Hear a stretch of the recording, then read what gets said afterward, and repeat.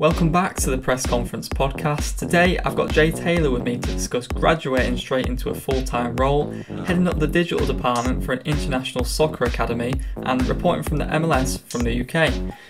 It's a great episode for current students or graduates looking to get their foot in the door, so if that's you, stay tuned. I actually haven't met face to face before, and it's a bit mad considering, you work in York and you're like round the corner, but how are you, mate? Yeah, I'm good, mate. Cheers for having me on. I sort of wanted to kind of start by talking about your work at sort of i2i and Tadcaster Albion. So you're sort of the digital media manager from what I've seen? Mm-hmm. Yeah, that's correct, yeah. So what does that job kind of entail? Basically, in a nutshell, it's just everything social media. So making sure content's going out daily on all platforms. It's more sort of i2i now. Tadcaster just on a match day basis for me personally, due to circumstances changing in the summer. So yeah, basically just for i2i, just constantly recruiting the international program. So we recruit student athletes from all over the world, really, but predominantly America. Come over and study here at York St John and Northumbria University. So obviously my job is basically just to sell that on a global scale. Two main areas for us are recruitment and retention. So on a day-to-day basis, it's kind of hectic keeping the content going. Multiple posts a day on all platforms, keeping everyone happy, and trying to attract new student athletes in a nutshell. Yeah, I can imagine it's quite busy for you with all those accounts. Interesting you said there about Northumbria. I went to Northumbria. I didn't actually realise you worked with them. Is that for like the actual books team then, or is it the main team? Yeah, so we set it up about 2 years ago. So obviously York St John was our first programme, our initial when we set up, and then we branched out to Northumbria as well. I think about a couple of years ago now. We just finished our first season. Well, almost finished it, half a season if you like. So yeah, I think we run one of their books teams, and they also play in a semi-pro league up there. So yeah, it's obviously exciting for the whole company. Northumbria University is a fantastic place. The campus is incredible. Do you get up to Newcastle much then? Do you have a few nights out?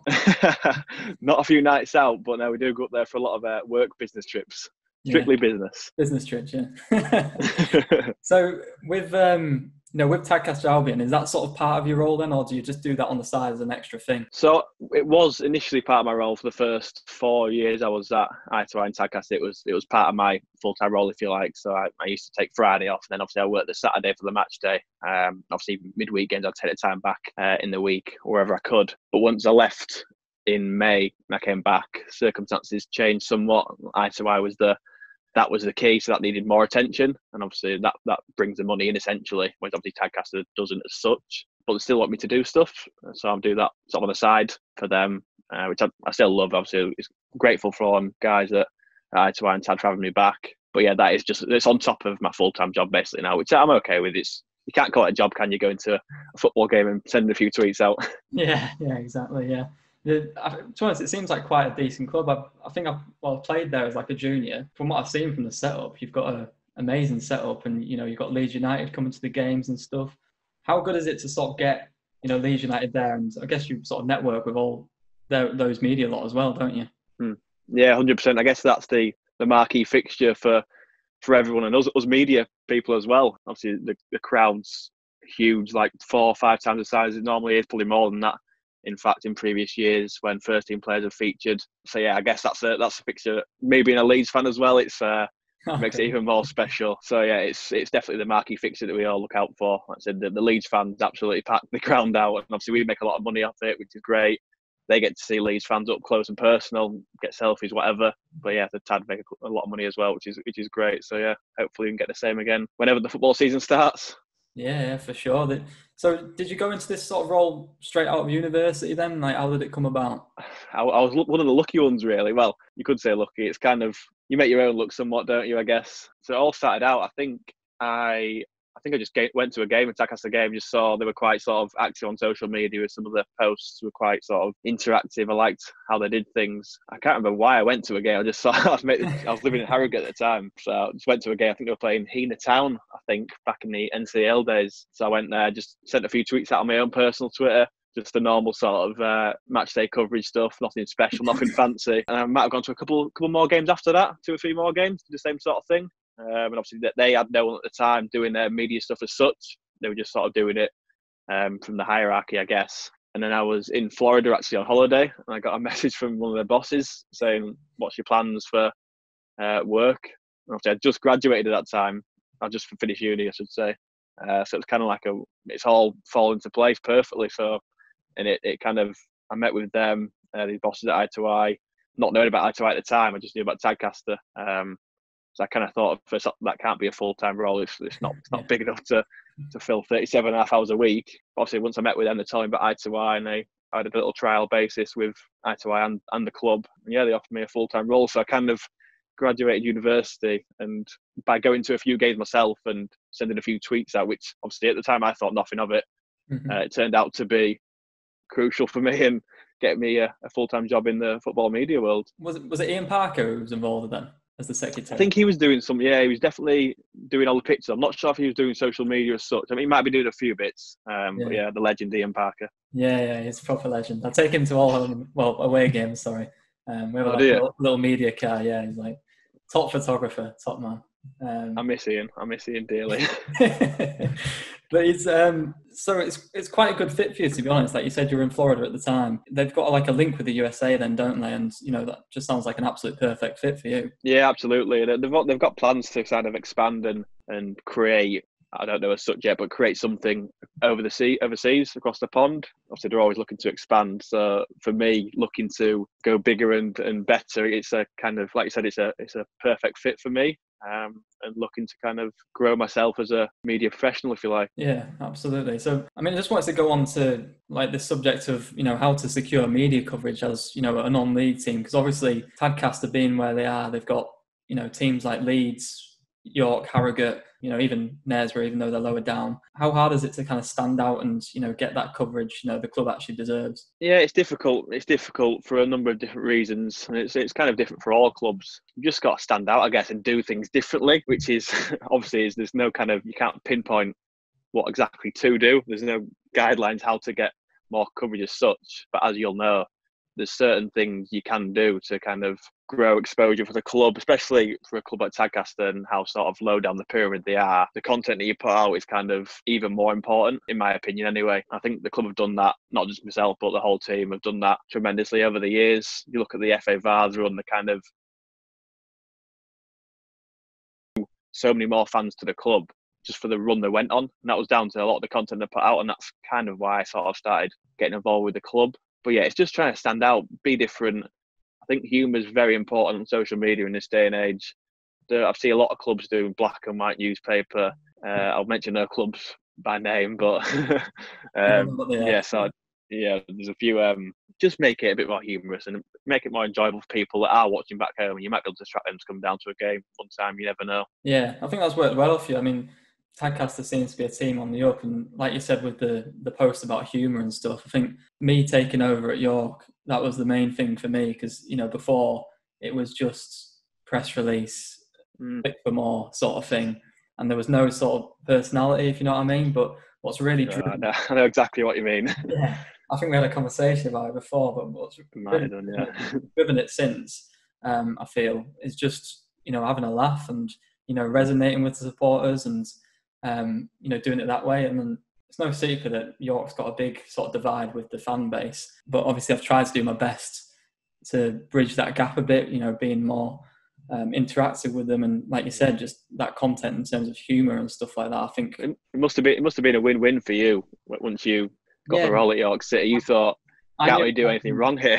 Yeah, I knew exactly what needed to happen. I think right place, right time. You know what I mean? So yeah. I'm in the role, like I know that. So just going back to that point, what advice would you sort of give other sort of non-league teams, maybe lower down the pyramid, who want to get coverage, who want to get some traction on their tweets or social media? What's sort of the best advice you'd give them off the top of your head? I think the first kind of boring answer I'd say, is, if you like, would just be contact all kind of local press, make sure you're in all the newspapers, contact all local radio stations.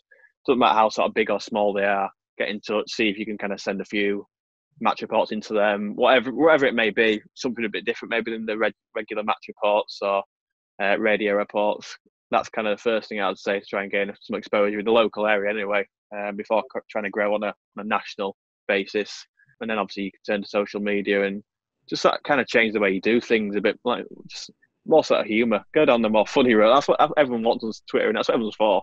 scrolling through that. If it's just the same old stuff, you're going to scroll past it. But if it's something a bit different and a bit more funny and humorous, then you're going to stick around. Again, it's kind of who you are as a person, though. If you don't have it in you as a person, you're not going to just, it's a tricky one. As you well know, it comes down to your own kind of DNA and humour, if you like, what's inside you. Yeah, show your personality, basically. It's showcasing your own personality via a club Twitter account. Yeah, basically. I think that not many people know it's literally just one person just tweeting out from the account. It's not necessarily the voice of the club, is it? I know, exactly, yeah. So for Tadcaster Albion, is it sort of just yourself doing it, or do you have help on match days? Again, it's changed since I came back. So beforehand, when I was there, didn't really have any help. Not down to me not wanting any help, but I'm quite happy. I'd rather just do it all myself and make sure it's all correct in a sort of a stubborn way, rather than get people in and having to. Obviously, I'm always open to have help, media students or whatever. I've had a few sort of helpers and work experience in the past, but now we've got a few helpers that do a few bits. Obviously, with me not being full time on Tadcaster now, but I guess I'm still the person that does the most stuff. But yeah, we have a few people who chip in if needs be. That's not all you do either, is it? I think I've seen you've got sort of numerous accounts on Twitter and stuff. Too many accounts. Which do really well, to be fair. I mean, things that stand out for me is the FA Vars one, which, even when I was a student, I was following and, looking at that, I thought it was a really good account. And you've also got your, obviously, Orlando City account as well. What sort of motivated you to make these extra accounts? Good question. That the FA Vars one was a bit random. That was again down to Tadcaster. Obviously, once they did well in the competition, I kind of made it randomly, and then it kind of took off. Just there was no kind of place for any FA Vars clubs to interact with each other. Just regular stuff, really, nothing special as such. Obviously, I got to go to Wembley a couple of times to report on the final, which was a fantastic experience for myself and great for the channel. So I guess the club Tadcaster motivate me to do that account. Unfortunately, now I've just not got the time to do it. I had a few tweets recently saying what's happened to this account. There's the ghost account now. And I tried to get someone to take over, and I got that many messages for people wanting to take over. I've not had a chance to go back through them yet, so it's kind of my own undoing, really. So that was that one. And then Orlando, I go on holiday to Florida every year. So once I set up an MLS club, it was like, it's interesting. We could kind of work something around this. Again, just decided to set up my own profile on Orlando City, media profile. And it's turned out I've been going to games every year, working from their press box, meeting all the guys there, meeting various people in broadcasting, in media, in MLS and Orlando City. So that's been unbelievable for me and kind of somewhere where I want to get to in the future. Yeah, it must be quite weird. You say you report on the games. You must be up at stupid o'clock reporting on these games, surely. Yeah, again, it's my own undoing. People call me stupid and mates call me stupid all the time, but I guess it's where you want to get to, innit? It's tiring at times, but it's what I want to do. It's just my nature, I guess. Some people call it stupid, but others will say you're motivated and trying to get to where you want to get to. So yeah, some games could be quite late. I miss a few just because they have been that late. Like Vancouver away is usually 3 a.m. San Jose is usually 3 a.m. So I'll give them ones a miss. But yeah, I try and do the vast majority of them. Usually kick off about 12:30 in the morning, which is can be difficult, but I enjoy it as well, which is the main thing. Yeah, that's the main thing. I mean, sometimes you have to sort of, is it 9 a.m. for work the next day sort of thing? Yeah, that's right. Yeah, it can be quite tough, but yeah, I enjoy it. So, and I've got quite a decent following now as well. So yeah. Yeah, I suppose it's good for sort of networking as well. If that's what you say, you think's probably your next step. Yeah, it's been massive for me networking. Like I said, I've met all the media guys at Orlando City. I've met broadcasters, like local journalists over there. I've made good friends with them as well, which I never thought I would have done.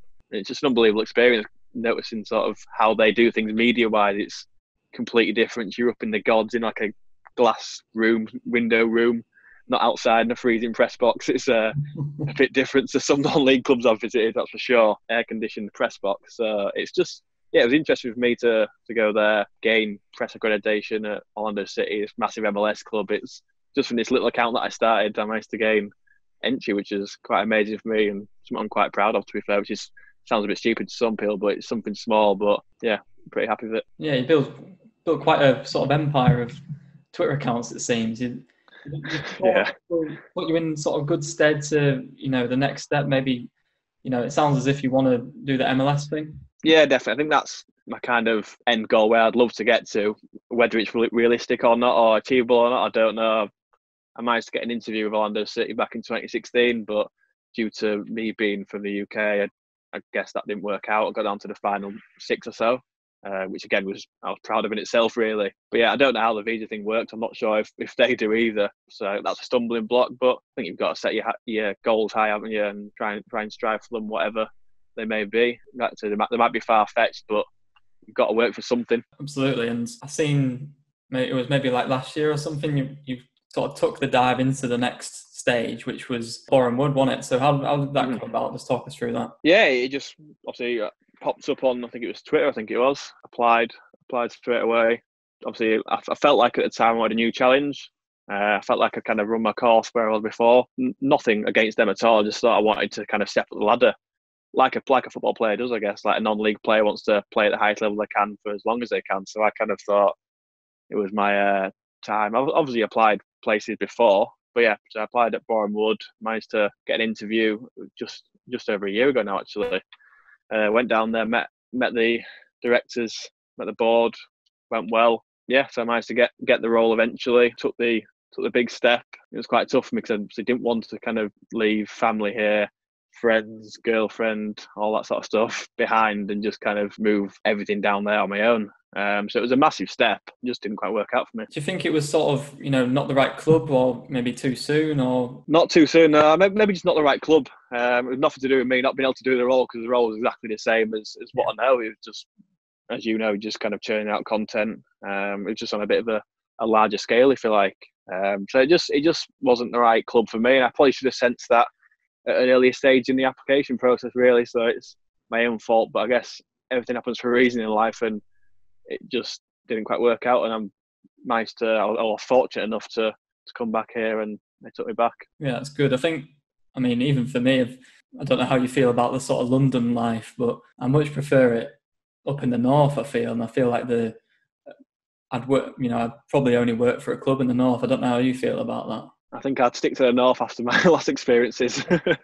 Yeah, much for the north as well. I think it's made me realise a lot of other things, made me learn and sort of grow as a person as well. Obviously now I'm not jumping into any more jobs, applying for any more jobs at the minute. I'm just a lot more hesitant, not for the wrong reason, just I think I jumped in double-footed with Boreham Wood, and it, for a number of reasons, it just wasn't quite right for me. So now it's kind of, I don't just see any media job and apply for it. I kind of take a bit of time back and think, well, would it be right for me, that place or that club? So I guess it's kind of helped me understand and realise I made a mistake, and I'll learn from it. Do you think you'll sort of get back on soon and, do go, as you're double-footed, but put yourself into that environment and go for a role like that again?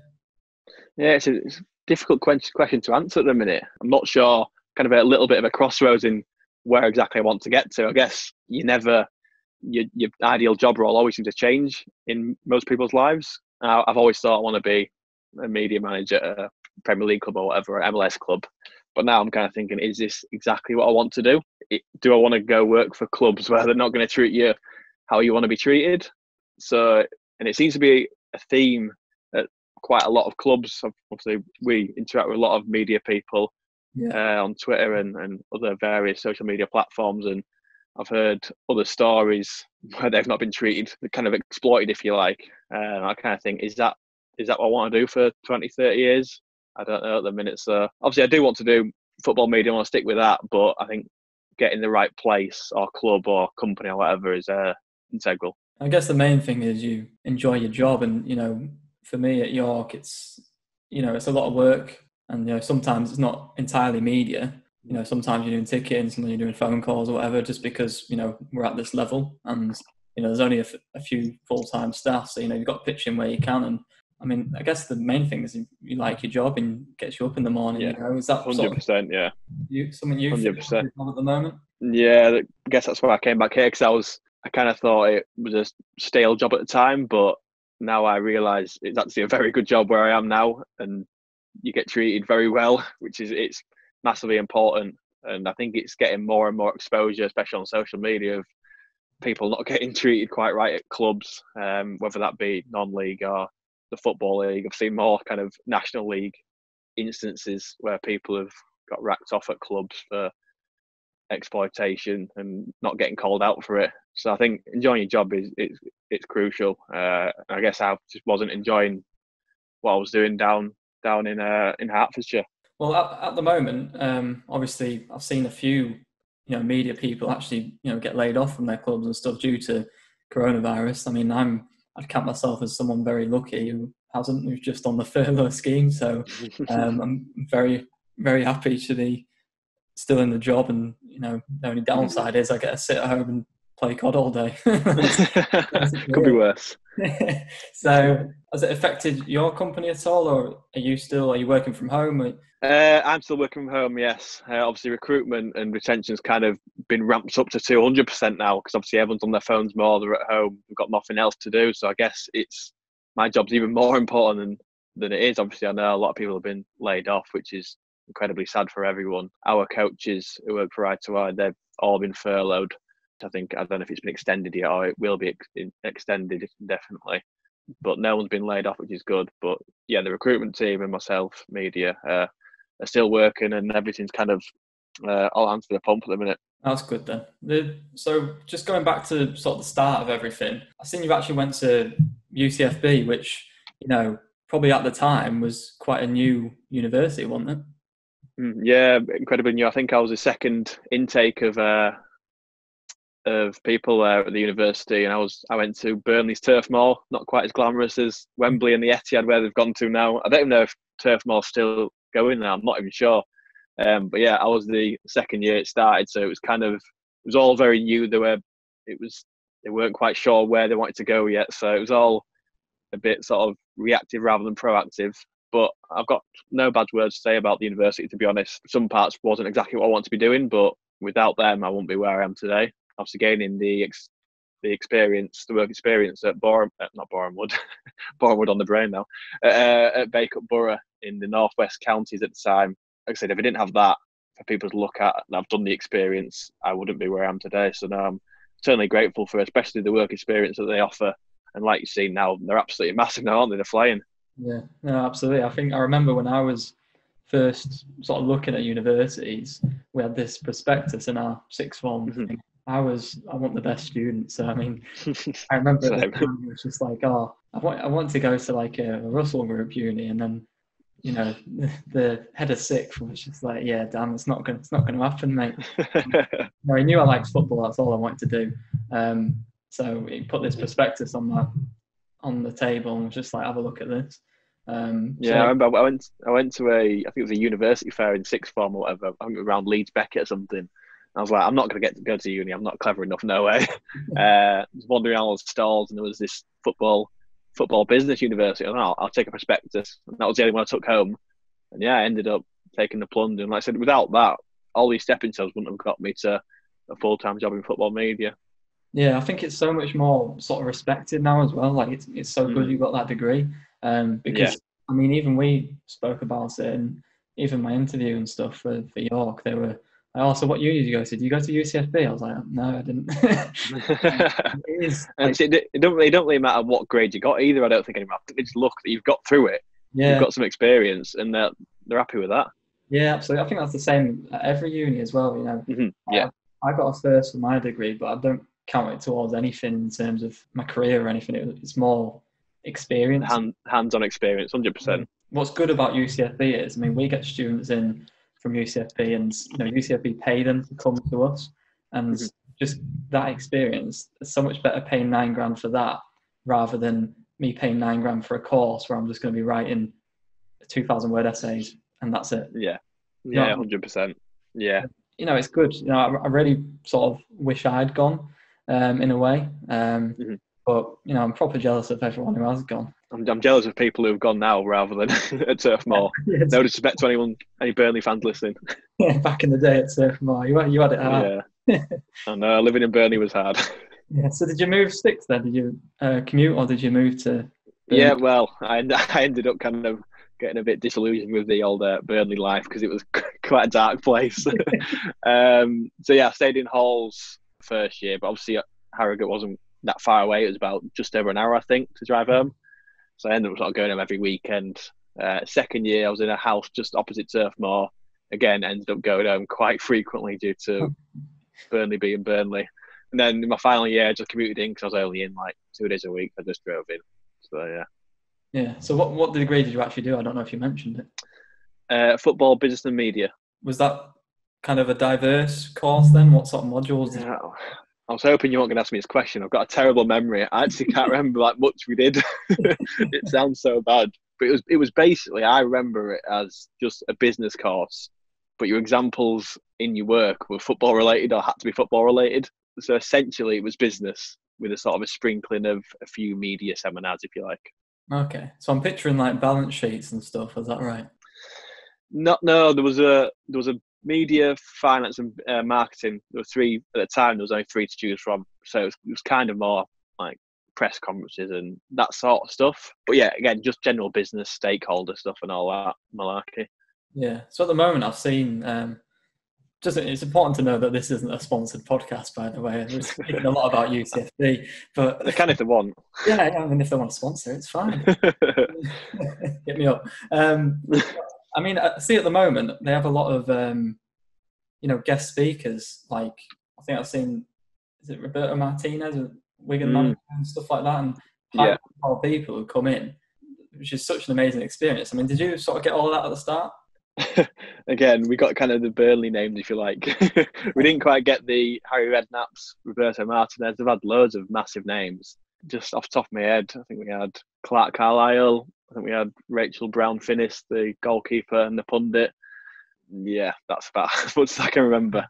We had a few good ones. We had like Daniel Gee, the journalist. We had David Conn, I think his name is. Okay. Journalist. So we had a few good ones, but not as the big scale as it is now. So do you think those were sort of beneficial to you? Is it better to have a sort of guest speaker in rather than just a lecturer? Yeah, 100%, 100%. The guest speakers were fantastic, and the contacts that we've got, especially now further along the road, as you'll see on the social media, they're all absolutely packed out in massive lecture theatres, whereas the room I was in was like a 30-seater room looking out at the Turf Moors pitch. So yeah, the guest speakers have got, like I said, especially now, I couldn't recommend them higher enough. Were you was it a small course then when you started, or? Yeah, very small. I said it was I think the first year that it actually started, so the year above me at the time, there must have been 15 people to 20 maybe. Oh, wow. And in my year there was a few more. There was like 40 or so in my year, I think. So it was very small, which I guess was good. Like I said, for me it was just all about getting through it and getting that degree, which thankfully I did. Yeah, well, I mean it's much bigger now, isn't it? It seems. I don't even know how big it is, but the scale, it does seem huge. Yeah, well, we've got Wembley, Etihad, and I get a few sort of students who follow me on social media and that, and nearly all of them who want to get into media and stuff are UCFB. Do you know what I mean? So it's really the route at the moment. Yeah, 100%. There's people who were on your course. What have sort of they gone on? Have you kept in touch? What have they gone on to do? Yeah, kept in touch with a few people. I actually went with my good mate at the time from school, and he's now gone on to be a media manager at Harrogate Town. So that's what he's doing at the minute. A lot of people, just trying to wrap my brains, a lot of people have just gone into everyday business world. Quite a few are going to football, but I guess the majority have gone into just any kind of corporate jobs, I think. So it shows that having that degree on your CV is massively beneficial, because you will get some kind of job out of it. You might not get exactly the job you want from it, but if you get the experiences and utilise all the opportunities they give you, then you'll stand in good stead. Would you sort of recommend it to anyone who'd want to, if a sport media student came to you, I'm sure there's a few of them listening to this podcast, maybe one or two, because get about 30 views. But would they? What's the route you would suggest for them in the current climate? I think definitely going to UCFB. I guess based on my own experience, I would just say take up any experience you can get in the non-league world. Or obviously now I've seen people get experience in Premier League clubs, so it's might be a bit different now. You won't be going to work for Bacup Borough in the northwest counties maybe. But yeah, I'll just say take any opportunity you can get. Don't kind of hold back and just kind of go two-footed in this instance.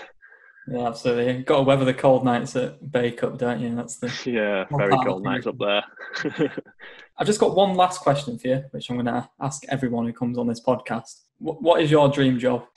Again, it's quite a tough question, isn't it? I guess I guess a lot of people probably won't know their dream jobs. At the minute, I would say working in MLS in their media department, just for everything really.